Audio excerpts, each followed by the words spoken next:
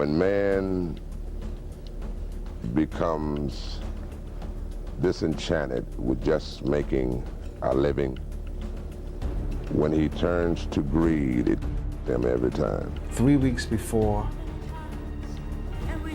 the show was due to be taped, I called up Dion. I said, you know what?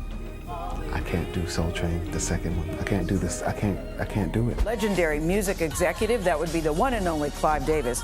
He has signed, as you know, some of the biggest names in the business, including Barry Manilow, Patti Smith, Billy Joel, Earth, Wind & Fire. The list is very long. Rumor has it that Barry White tried to warn Luther Vandross about Clive Davis. Barry and Luther were both big names in music. Barry had heard some things about Clive Davis that he thought Luther should know. Word on the street was that Clive Davis had a secret. He was very interested in men. Barry White, looking out for his friend, wanted to make sure Luther knew what he was getting into by working with Clive. Barry tried to warn Luther about Clive's hidden desires. This warning was meant to protect Luther, but what happened next is where it gets juicy. Did Luther listen to Barry, or did he choose to ignore the warning? Let's delve in. Barry White was a big name in music, known for his deep voice and romantic songs. Born in 1944, Barry started his career in the 1960s. By the 1970s, he became a huge star. People loved his music, and his songs were always on the radio. Some of his most famous songs are Can't Get Enough of Your Love, Babe, and You're the First, the Last, My Everything.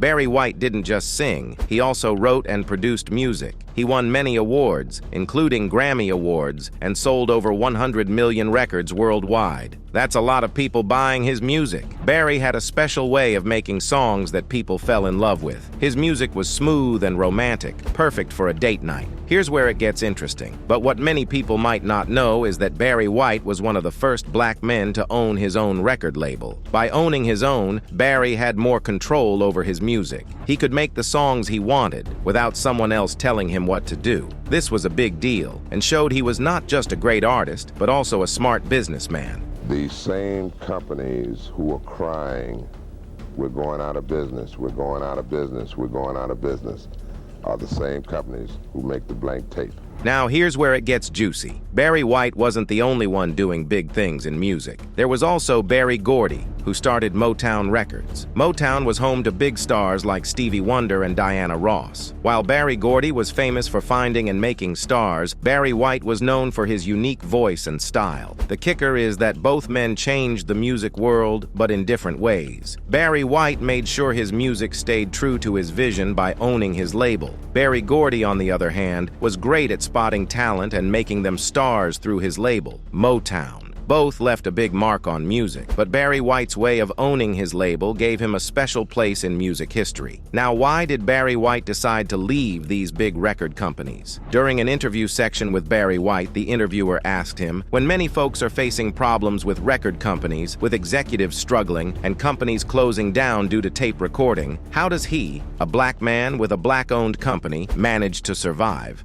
And so many companies are folding because of taping.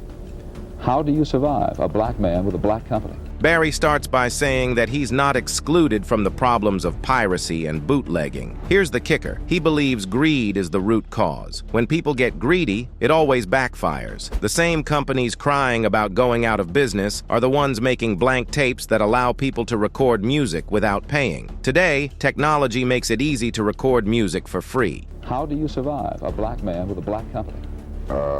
I am not excluded from that nightmare of piracy and bootlegging. Barry also said it's a shame that the industry created this problem for themselves. He can't blame someone who can't afford a song for recording it when the industry put the tools in their hands. The record companies gave people permission to record by selling them blank tapes. So how does Barry survive? He keeps making his records. He believes some higher power looks out for him. When man becomes disenchanted with just making a living, when he turns to greed, it him every time. But here's where it gets juicy. Barry talks about the big problem of artists surviving in this industry. He's been to many seminars where they try to come up with ways to stop people from recording music illegally. Greed, he says, is like a poison. Once you take a bite, it starts eating you up. The industry was making plenty of money and growing fast, but greed led to its downfall. The same thing happened to disco music. It started as an art form, but once everyone saw quick money in it, it was over. Here's where it gets interesting. Enter Luther Vandross, another big name in music. He started his career in a humble way. Growing up in New York City, Luther loved music from a young age. He was always singing, whether it was in school, at home, or with his friends on the street. People around him could see that he had a special talent, and he dreamed of making it big one day. Luther's big break came in the 1970s. He began working as a backup singer for well-known artists like David Bowie, Chaka Khan, and Diana Ross. Working with these big names gave him valuable experience and helped him get noticed in the music industry. But singing backup was just the beginning. Luther wanted to be the star of the show. Now, in 1981, Luther made a life-changing decision. He signed a contract with Clive Davis, a big shot in the music industry who had just started a new record label called J Records. Rumor has it that Davis saw something truly special in Luther, and he was right. With Davis's support, Luther was ready to step into the spotlight. Now, let's talk about the music industry at that time. The 1980s were a golden era for soul and R&B music. People were hungry for smooth voices and heartfelt lyrics, and Luther had both. First off, Clive Davis didn't just dip his toes into the music pond. He jumped right in and made waves. Back in the day, he discovered talents like Whitney Houston and Alicia Keys. Imagine discovering someone who would belt out songs that make you feel all sorts of emotions. That's what Clive Davis did. He knew how to spot a star in the making. Legendary music executive, that would be the one and only Clive Davis.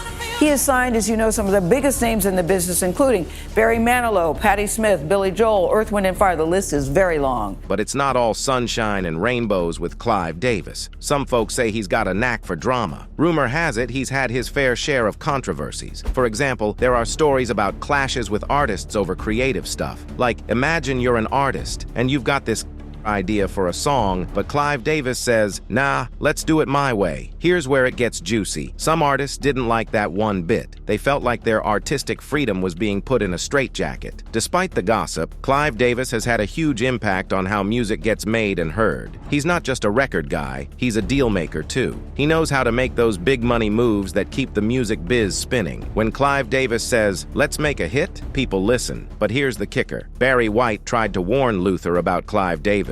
Rumor has it, Barry knew something wasn't right with Clive. Barry had seen how these powerful record executives operated and how they could exploit artists. He tried to tell Luther to be careful, to watch out for Clive's intentions. But Luther didn't listen. He was excited about the opportunity and trusted Clive's reputation. Greed is a funny thing. Once you take a bite of it, it tends to turn on you and start eating you up. He gets up close and personal with his artists. Some say he's like a mentor, guiding them through the crazy world of fame and fortune. But others whisper about his lust for his male artist. At first, things seemed to go well. Luther continued to make great music and his fans were happy. But soon, things started to go south. Here's where it gets juicy. After signing with Clive, Luther's health began to decline. He started having serious health problems that affected his ability to perform and record music. His mental state also took a hit. Friends and fans noticed that Luther wasn't the same. He seemed more stressed and less happy. Are you in a good place now in your life? Right now, no, not particularly. No, you know, it's too much work that yields too little result from my assessment of it all. People began to wonder if Barry White's warning had been right all along. Was Clive Davis's influence part of the problem? Had the pressures and demands of working with Clive taken a toll on Luther? It's hard to say for sure, but the timing made many people suspicious. The Soul Train Music Awards that kicked off in 1987, created by Don Cornelius. The next year, Don planned to have Dion and Luther host the show. But just 3 weeks before the event, Luther started feeling uneasy about it. He called up Dion and told her he couldn't do it. Luther felt terrible about his weight gain. He didn't want to step on stage looking different from the previous year. 3 weeks before the show was due to be taped, I called up Dion. I said, you know what? I can't do Soul Train, the second one. I can't do this. I can't do it. Luther explained, "I look like the Goodyear blimp." Dion tried to cheer him up, telling him that people loved him for his music and talent, not his size. But Luther was too embarrassed to change his mind. He was worried about how people would react when the curtain opened, revealing him 90 pounds heavier. And I said, "Are you sick?" No, I just can't be seen right now. So I went by his home. Luther's weight had been a big issue for him. He had been a yo-yo dieter, losing and gaining over 100 pounds multiple times. This constant battle with his weight made him very self-conscious. Despite his friends and fans loving him for his music, Luther struggled with how he saw himself. Here is where it gets juicy. Luther's friend, Whitney Houston, tried to help him too. She told him that his weight didn't matter because his voice and his passion for music were what really touched people. But Luther was determined to look a certain way. He even pointed out a waiter, saying he wanted to be as slim as him. This pressure might have also affected his mental health. Many think that the demands of his career and trying to stay on top took a toll on him. He was smooth, like cappuccino on a cold winter's night. Here is where it gets juicy. In 2003, Vandross had a stroke, which really shocked his fans and the media. People were talking about it everywhere. Words on the street were that his lifestyle and health choices played a big part in this. Vandross himself admitted that his weight and health issues were partly due to his love for food and his struggle to keep a healthy lifestyle. The stroke left him in a coma for nearly 2 months, and he had to relearn how to talk and sing. Despite his health problems, Vandross continued to work on his music. He released his final album in 2003 called Dance With My Father, which became a massive hit. Here is the kicker. The album won several Grammy Awards, and the title track became one of his most loved songs. People admired his strength and determination to keep making music, even when he was not well. The media and the public had mixed feelings about Vandross's struggles. Some felt sorry for him and admired his bravery, while others criticized his inability to stay healthy. This criticism sometimes affected his mental state, making his journey even harder. But his true fans always stood by him, celebrating his music and the joy it brought to their lives. Luther eventually decided to focus on his health. He wanted to take control and feel good about how he presented himself. This change didn't come easy, but he worked hard on it. By his 3rd year of managing his weight, he felt better than ever. He also left behind what's been called the biggest unkept secret in R&B history. Luther Vandross was rumored to be gay throughout his career, and his orientation was the subject of frequent media speculation. According to Gene Davis, a television producer who worked with the star, everybody in the business knew that Luther was gay. Nevertheless, it remained something of an open secret until he was posthumously outed by his longtime friend Patti LaBelle 12 years after his death. The singer confirmed the rumors once and for all in an interview on Watch What Happens Live with Andy Cohen in 2017. Yeah, my friend Luther was gay, but he was one of my best friends, Thomas. He never admitted to being gay, though. That was the interesting thing, is because I remember reading this interview before he passed, and yeah, so maybe I shouldn't. Did he struggle with the idea of coming out publicly? Was that something you talked about at all? The gay talk show host asked her. LaBelle nodded and replied, "Yeah, we talked about it. It was basically, he did not want his mother to be, although she might have known, but he wasn't going to come out and say this to the world." On for about 12 years now, okay? Luther never publicly came out of the closet, despite the rumors and the obviousness of it all. She added, and he had a lot of lady fans, and he told me that he just didn't want to upset the world. It was hard for him. Reactions to the interview were mixed. It certainly wasn't the revelation of the century, as it simply confirmed what many people already knew. Did he struggle with the idea of coming out? We talked about it. It was basically, he did not want his mother to be, although she might have known. The star's mother, Mary Ida Vandross, was not alive to hear it, as she'd already passed away in 2008, yet some still felt it wasn't Patti LaBelle's place to break the news. Vandross was born in 1951, long before LGBT+ people were widely accepted, and to be both black and gay was even more radical at the time. One can only imagine the anxiety Luther Vandross must have felt to even fathom the idea of being an out-gay black man at the height of his musical career in the 80s, wrote the Griot's Garen Keith Gaynor. Luther was a S symbol, and in the world of R&B, which was also deeply rooted in the African-American church and black experience at large, his would have certainly sent shockwaves through the community. Even if he wanted to, there was no historical context for Vandross to feel secure in knowing that he would have still been loved for his talents despite the community's homophobia and deep obsession with toxic masculinity. Unfortunately, we'll never know Vandross's thoughts on the matter, but it may have been something of a comfort for him to know he'd still have his family's support, even after his sexuality became public knowledge. On April 16, 2003, he had a severe stroke at his home in New York City and was in a coma for nearly 2 months. The stroke affected his ability to speak and sing and caused him to require a wheelchair. He later regained the ability to walk. Vandross died on July 1, 2005, at the JFK Medical Center in Edison, New Jersey, at the age of 54 due to complications of a stroke. Vandross's funeral was held at Riverside Church in New York City on July 8, 2005. Aretha Franklin, Patti LaBelle, Stevie Wonder, Dionne Warwick, and Cissy Houston were among the speakers and singers at the service. Vandross was entombed at the George Washington Memorial Park in Paramus, New Jersey. Possessing a tenor vocal range, Vandross was commonly referred to as the Velvet Voice and was sometimes called the best voice of a generation. He was also regarded as the Pavarotti of pop by many critics. Vandross has been cited as an inspiration on a number of other artists, including 112, Boys II Men, D'Angelo, Hootie and the Blowfish, J-Hyme, John Legend, Mint Condition, Nayo, Ruben Studdard, and Usher. Stockley Williams, the lead singer of Mint Condition, has said that he has studied Luther for such a long time because he was the epitome of perfect tone. On his influence, John Legend has said, "All us people making slow jams now, we was inspired by the slow jams Luther Vandross was making." There's no one sitting there.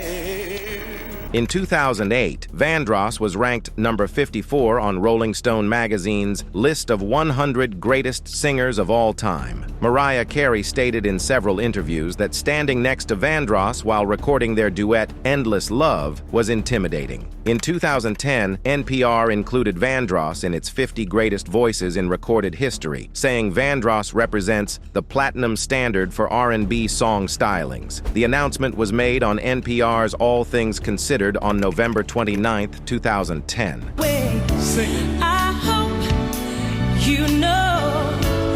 In 1999, Whitney Houston sang Vandross's So Amazing as a tribute to Vandross as he sat in the audience during the Soul Train Awards. Johnny Gill, El DeBarge, and Kenny Lattimore provided background vocals. On July 27, 2004, GRP Records released a smooth jazz various artists tribute album, Forever for Always, for Luther, including 10 popular songs written by Vandross. The album featured vocal arrangements by Luther and was produced by Rex Rideout and Bud Harner. Rideout had co-authored songs, contributed arrangements, and played keyboards on Vandross's final 3 albums. The tribute album was mixed by Ray Bardani, who recorded and mixed most of Luther's music over the years. It featured an ensemble of smooth jazz performers, many of whom had previously worked with Vandross. On September 20th, 2005, the album So Amazing, an all-star tribute to Luther Vandross, was released. The album is a collection of some of his songs performed by various artists, including Stevie Wonder, Mary J. Blige, Usher, Fantasia, Beyoncé, Donna Summer, Alicia Keys, Elton John, Celine Dion, Wyclef Jean, Babyface, Patti LaBelle, John Legend, Angie Stone, Jamie Foxx, Teddy Pendergrass, and Aretha Franklin. Aretha Franklin won a Grammy for her rendition of A House Is Not a Home, and Stevie Wonder and Beyoncé won a Grammy for their cover of So Amazing. On November 21, 2006, saxophonist Dave Koz released a follow-up to the earlier smooth jazz GRP tribute album, this time on his own Rendezvous Entertainment label, an album called Forever for Always for Luther Volume 2, also produced by Rex Rideout and Bud Harner. Koz played on all the featured Luther Vandross tracks tracks, which were recorded by various smooth jazz artists. On April 20th, 2021, Google celebrated his 70th birthday with a Google Doodle of an animated clip that plays Vandross's song, Never Too Much. Never too much, never too much, never too much. The story of Barry White and Luther Vandross serves as a reminder of the dark side of the music industry. Barry, having seen the worst of it, tried to protect Luther from the same fate. Unfortunately, Luther experienced many struggles after signing with Clive Davis. It's a cautionary tale about the price of fame and the importance of listening to those who have been through the fire. In the end, both Barry White and Luther Vandross left behind legacies filled with beautiful music, but their stories also highlight the challenges and dangers that can come with working in an industry driven by power and profit. Barry's decision to leave the big labels was his way of taking control of his own destiny, while Luther's experience shows how difficult it can be to navigate the pressures of fame and powerful industry figures. So, when you hear the smooth, soulful voices of Barry White and Luther Vandross, remember the struggles they faced behind the scenes. Their music continues to inspire, but their stories remind us to be cautious of who we trust and to heed the warnings of those who have been there before.